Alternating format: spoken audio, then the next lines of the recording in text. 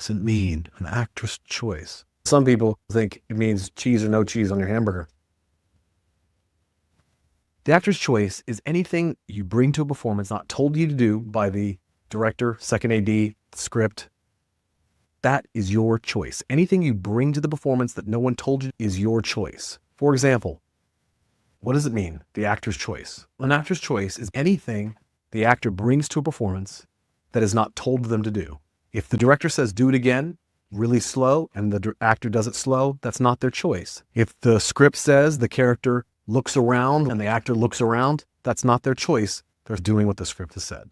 Is Toni Collette in The Sixth Sense? If you read the script in Sixth Sense, the script says that Lynn's character puts her hand on her mouth almost exactly at the moment where Toni Collette puts her hand on her mouth. That means it wasn't actually Toni Collette's choice to do that. She's serving the script exactly as written, very believable and in the moment, even though it is not technically her choice.